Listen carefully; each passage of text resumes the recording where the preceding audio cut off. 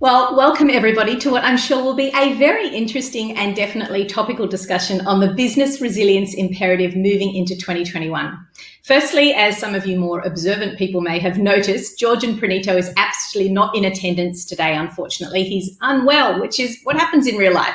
So we're going for a fireside chat with just one of our guests, which I'm sure will be very interesting. I can tell you right now during the prep, we had some excellent conversation and I'm really looking forward to learning more. So let's begin. I need to start by doing a little bit of formalities. The following is intended to outline our general product direction. It is intended for information purposes only and may not be incorporated into any contract.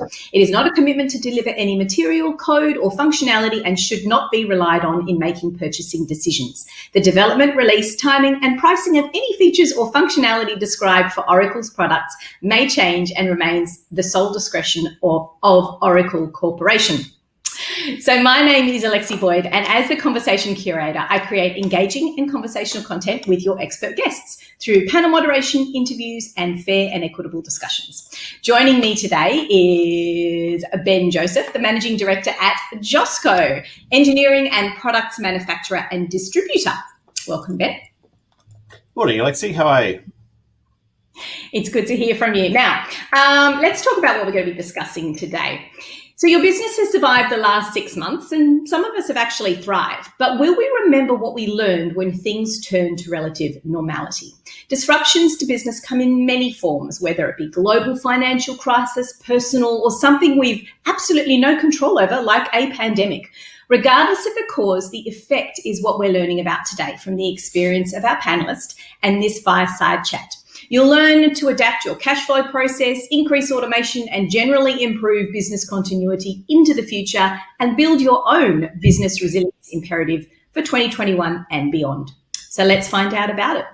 Well, thanks, Ben, for joining me today. It's going to be a great discussion. I'm really looking forward to learning more for my own business and for everybody who's listening in. So let's start, of course, with the big bad mushroom of cash flow. So we know that we all need to know about our financial position, that is an absolute imperative with understanding what's gone in our business and what's going on moving forward. So let's talk about what that massive impact like a pandemic can do to your cash flow and how to work around it. Yeah, what a year. It's been crikey. We went into this 2020 and I have to say, come March, April, we really started to prepare for the worst. We've been through recessions before in this business, but this was looking pretty bad in terms of what was going on. So we accelerated a lot of our processes in terms of what we were doing. From a cash flow point of view, immediately we bedded down. We went through looking at all of our fixed and variable expenses.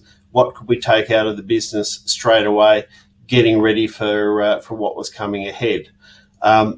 Big thing that we did that we found really important was communication. So communication with our customers, communication with our suppliers, communication with our financial institutions that we were working with, communication with our staff. We needed to let everybody know where we were, what we were doing, and making sure that we were prepared for whatever was going to eventuate.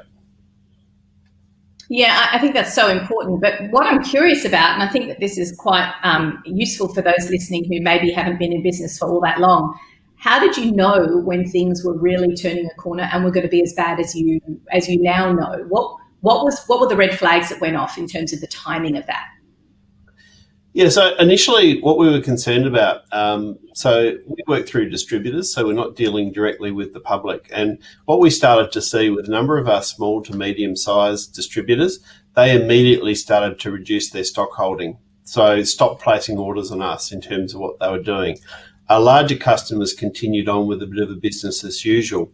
But what was really important for us was to get an understanding of what was going on with those customers and delve a little bit deeper into what was happening. So we were able to get some of the data coming back from our customers as to what they were actually selling. And what we were seeing was going on was, in fact, their sales weren't dropping off at all. In fact, in many cases, there were early signs that things were starting to actually increase. that had been a bit of an interesting one, because we also had gone back and pushed out shipments and were looking at reducing our stock holding, expecting things to go down. But in fact, it started to work the other way around. So by getting that information as to what was going on quickly, we were able to work with our factories. And in fact, we went from a situation in April where we were pushing shipments out to then we actually started bringing shipments in, because we found we were going to need additional resources. Yeah, so speaking of particularly in the cash flow, were you checking your numbers on a daily basis? Were you having a look at, obviously there's a lot of moving parts, but you were having a look at what people were ordering, you were communicating with your clients, big and small, about what stock they were holding on to and why. But what did those numbers tell you in terms of cash flow and that indicator? So, look, this is one of the things where NetSuite is really good. Your three key reports that you've got to be looking at, your P&Ls, your balance sheet, and your statement of cash flows. And you've got to be working with those reports as quickly as possible and getting the information as up to date as quickly as you can. One of the advantages we had, and we moved on to NetSuite about 18 months ago, versus our old system where we were waiting maybe a month or two to get accurate data coming back. We're now able to get that data much, much quicker. We're able to close off end of months much faster. So we were able to see straight away what the impact on that cash flow was going to be. And that enabled us, then we got on the front foot with a lot of the financial institutions that we work with. And we were able to go back to them and in a timely manner, show them what was actually going on within our business. And that gave them a lot more confidence in terms of continuing to provide us with the funding that we needed. That was a really interesting point, actually. So you not only opened up your channels of communication immediately with your clients and your suppliers, but importantly, those providing you with finance. What was their reaction? Were they in a similar boat, kind of throwing everything out with the baby in the bathwater, or were they on the ball and helpful? Yeah, it was really interesting. There was a mixed response from a few of them. There were some providers who immediately went into crunching the amount of credit that was available to their customers. They were worried about their risks. But we went through to our main bank that we work with, and we actually did a presentation to them along the lines of if they had been a customer or anyone else we're dealing with. We said, this is the position of the business. This is where we're at. This is what we foresee is going to happen. And here is up-to-date financials with where we are right now.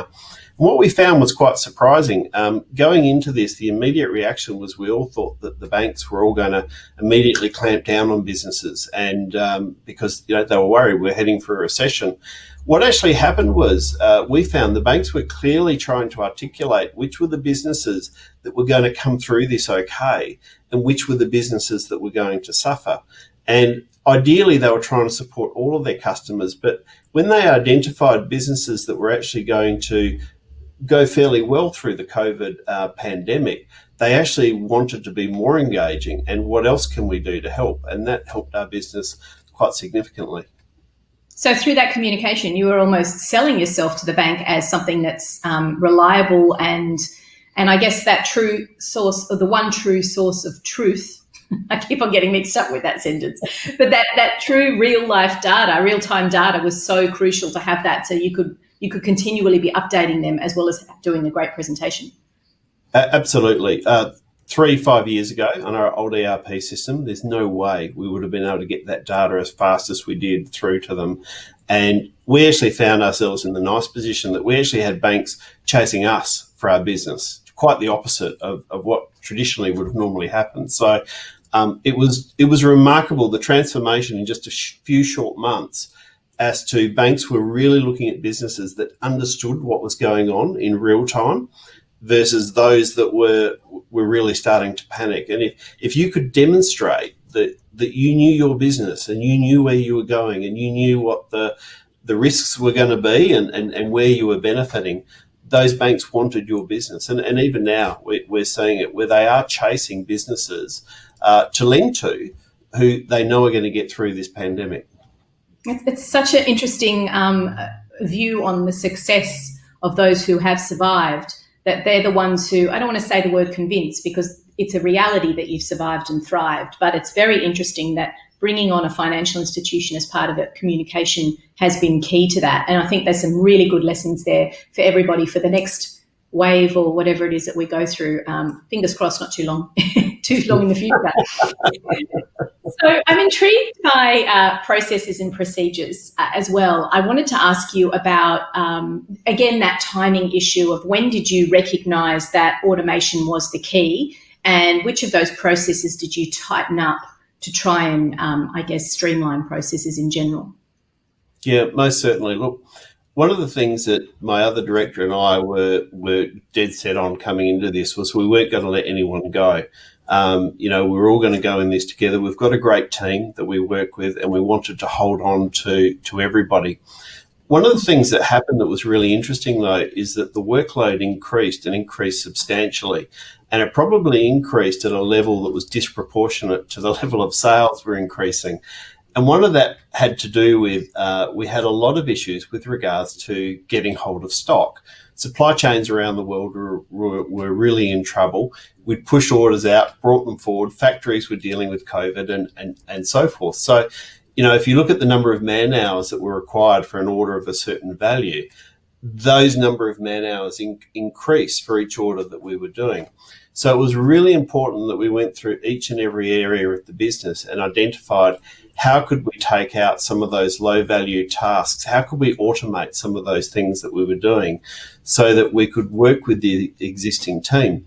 Because the other issue we had also was because of the restrictions that we were facing, we couldn't bring in casual labour either. So we really had to work with the team that we've got. So we identified areas in our warehousing and distribution with better and more efficient use of some of the scanning software that we're doing and how to speed up the pick time for orders. We looked at our customer service area and we identified what was causing them a huge amount of issues, and we looked at bringing in more EDI transmission with our customers, and that's a process that we're going further and further with. We by no means have stopped that in terms of what we're doing. And then we looked at our question. What does EDI mean for those of us who don't know? Right. So in a typical order, you would get an order that would come in from one of your customers by email. You would take that order, you would key that order into a machine, and then it would go through to our warehouse for processing. With EDI, the order comes in electronically. It's automatically fed into NetSuite, and the order appears directly into the warehouse. There's no manual processing required on the way through. And then furthermore, when the order is actually picked and processed, all of the responses back to the customer in terms of the details of the con notes and what was supplied and so forth is all done electronically as well. With our larger customers, we've been doing that for some time, but we looked at ways in which we can now be bringing it forward into more of our medium and small customers. And it's quite a significant time saving, as you can imagine, from a customer service point of view. But then also we looked at our accounting and finance area. And once again, this is where NetSuite is brilliant, because you really can streamline so many of the tasks that the admin and accounting guys are doing. And we were able to find a lot more efficiencies in the way in which they were working that was able to improve the processes there as well. Also at a time where we'd actually sent most of these staff to working from home. So that was the other thing that was fascinating with this. We the transition in terms of the staff being able to work from home from being in the office was fairly seamless, and I was really impressed with how that had worked. And so a lot of plans we put in place 2-3 years ago of trying to move more and more of what we were doing to fruition, and that was brilliant through this whole process. So you'd already planned, in effect, to start enabling people to work from home, because you'd already had those processes in place, and I guess you'd streamlined the workflow to make sure if people were in the workplace and at home in conjunction that they could still come together for meetings and that sort of thing. Is that what you meant, that you'd already had that in the pipeline? Most certainly. So we have a team that our head office is based in Melbourne, but we have staff around Australia and also over in the UK. And so the ability of team members to be able to communicate with each other and with our main ERP system was quite critical. And we identified a number of years ago that was a real issue we had in the business. So we had migrated, we'd migrated to Office 365, which was all cloud-based. We'd migrated to NetSuite. We'd migrated our phone system. We were around 90 to 95% of the way through a total migration to the cloud when the pandemic hit. So fortunately, you certainly haven't been planning for a pandemic, but fortunately, because we had been looking at this anyway, we were in a position where I was at a minute's notice able to say to most of our office team, right, you're working from home and I need you to go home right now. And they were able to seamlessly do their jobs from home. And that worked extremely well. So your process for streamlining was actually more about, increasing the number of hours spent to do something rather than decreasing the number of staff to initially get that process happening. So you recognise that things were changing. You spent a bit of time to get everything under control and streamlined, and then everything became more streamlined later on. I want to ask about that hurdle of time, because initially you have to spend that additional time to get everything sorted out. And sometimes business owners can be a little bit fearful of spending that extra time to really nut out the processes and procedures. What would you say to people about who we'll just go on with the status quo? Why do you think it's so important that that's the point in time that you look at streamlining those things? Look, it's really critical that you do that. One of the things that is very much in our industry where we operate is that you have to be operating at best practice in terms of what you're doing and the efficiency of your business, because if you're not, your products just simply aren't going to be competitive in the market. And we identified, as I said, over the last 3 to 5 years, we said that the business needs to take a big leap forward in terms of what it's doing. Was the timing right to do all those things? Did we have enough cash at the time to invest in all of those things? All of the issues you always face in any business, you can find an excuse every single time to say, no, the time's not right. We haven't got the money. We haven't got the time. It's not important. But if you don't invest in those things, then, you never know. And as I said, no one could have predicted a hiccup like COVID happening this year. That was just so far out of left field, it wasn't funny. But you really do have to spend the time in doing that. And I can tell you, when we made the decision to move everything to cloud-based, change away from our old ERP system that we'd been with for 28 years into NetSuite, I could have given you 2 pages worth of reasons why it wasn't the right time, why we didn't have the time. We didn't have the team that was ready to do it. We didn't have the money in terms of being able to do it at that time. But you just have to make the time. You just have to find a way, and you just have to push through on some of these things. And we're really starting to reap the benefits of that. And I'm sure we will continue to reap the benefits over the next 2-3 years and beyond. And speaking about what we're talking about today, which is, of course, resilience, part of you building that resilience in preparation for, without not realising it, was actually having a process of processes. You're constantly reevaluating, you're constantly looking at that. And I like the way that you said, I had 2 pages of reasons why we shouldn't be doing that. And I had to put those aside and say, no, there is no better time. It's like, when's a good time to have children? There is no good time. No, it's not. Look, we've been really fortunate. We've got a really good team overall, but we really worked closely with our management team. Really engaged with our management team in terms of what we're doing. Our team is fantastic, but our management team has been great because they have been coming to us and saying these were issues, this was something we needed to do. We're bursting at the seams in this area. And so when we went and we implemented the new, so not only the ERP system, but the cloud-based phone system and 365 and all of that, we had buy-in from the entire team that, there's going to be some, hiccups along the way. There's going to be some issues that we're going to have and what have you. But everybody was committed to that. This is what we need to do, and we need to move on this quickly. So, all of those guys got behind us in terms of what we were doing. And so it worked very well, and it was a good outcome for the business. The last thing I wanted to ask you in relation to automatic processes and procedures is the fact that it's very easy to take an opportunity like COVID and just say, well, this is a good chance to get rid of staff who are dragging their feet, who are not helpful. If you haven't got the perfect team, which it sounds like you do, would you have used that opportunity to remove those staff members that you've kind of been hanging on to for too long? It's a really interesting question. I love my team. Would I say they're perfect? No. I think any manager who tells you that is probably telling you a little bit of an exaggeration, but they are a great team, and I don't take that away from them.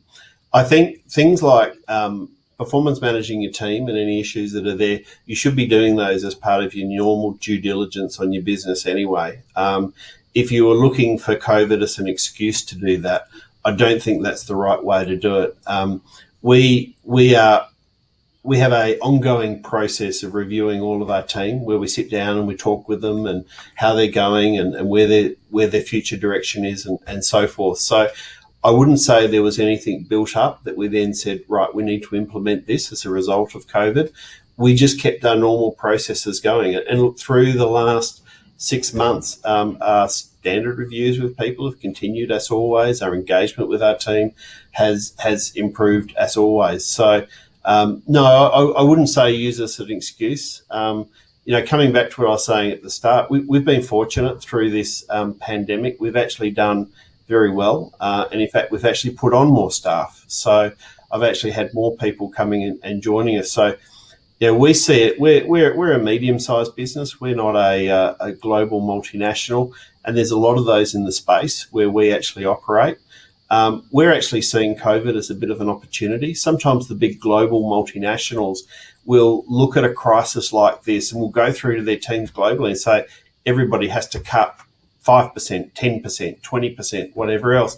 And you can get some really good performing divisions that are having to cut away.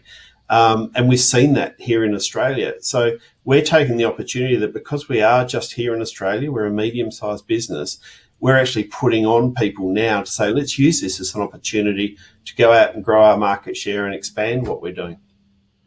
So it sounds as though that resilience is part and parcel of being adaptable and making sure that you can, I hate using the word pivot, is so overused at the moment, but almost keeping that smallness means that you can move quickly and you can be agile and not have to make those big scary decisions that mean you'll lose good team members. It's really interesting.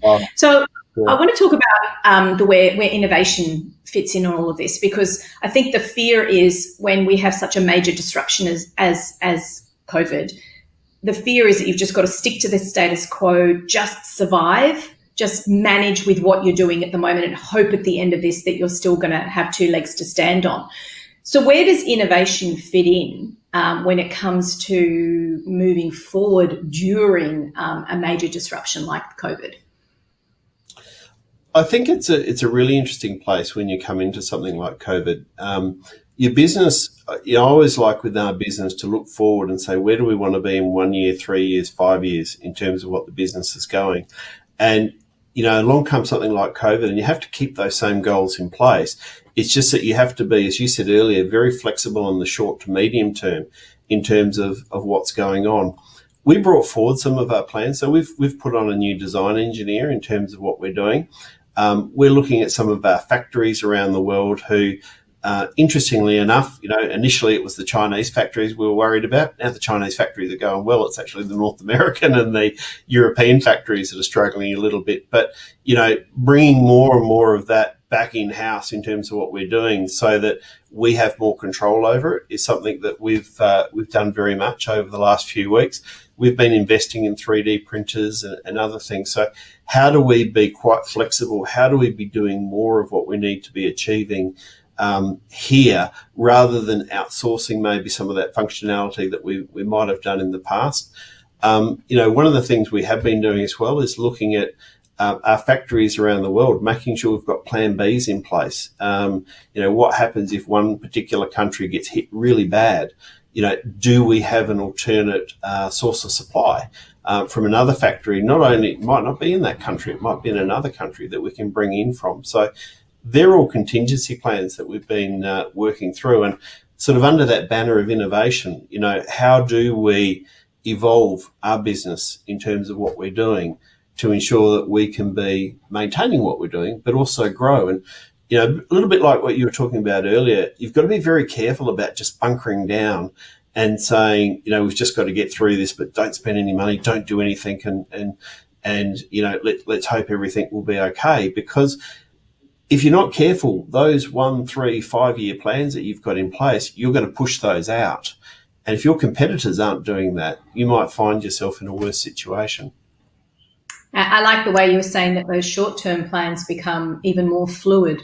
And obviously the basis of having really solid communication, particularly with the management team, becomes very important. Do you continue? You mentioned at the beginning of the interview, you talked about there being a good communication with your suppliers. I assume that continues and you build on that good foundation? Yeah, that's been really interesting through this process. We've actually engaged with our suppliers a lot more than I think we ever have in the history of the company. And one of the things that's been extraordinary is that we would do a lot of overseas travel around Australia to go visit our suppliers. And you might have phone calls in between or emails. Now we're doing regular meetings via video conferencing, catching up with them far more. And we found it's extraordinary just how much you can achieve by doing a lot of those type meetings. And quite frankly, and the people in the travel business probably don't want to hear this, but when you get at the end of this, we don't think we'll actually need to travel as much because we've actually got closer relationships now by forcing us into changing and doing more of the video conferencing and regular meetings with all of these companies than what we did in the past. Yeah, it's really interesting, isn't it? You don't quite know what's going to change, but it's almost though you run on instinct when you feel that change is working, that you continue with it down the path. Just to finish up, I just wanted to find out from a really personal perspective for you as running the company, what's going to be your main takeaway for business resilience moving forward for your company in after this situation's maybe all over? Yeah, I think embracing technology is a big thing that has certainly come out of this. COVID has forced us into embracing that technology, whether it's Teams or Zoom or getting more out of NetSuite or other things that we're doing. It has really pushed us into that space. We were working down that space, but it's very easy in your team sometimes to get heroes who take that on and others who don't.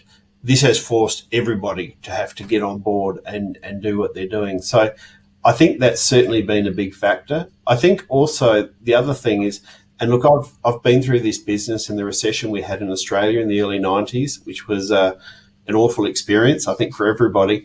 One of the big differences I'm seeing now is be bullish, be considered. Obviously, don't you don't want to be ridiculous about it, but be bullish. This is a recession that has been forced upon everybody, and I believe we will come out of it quicker than what we have in the past.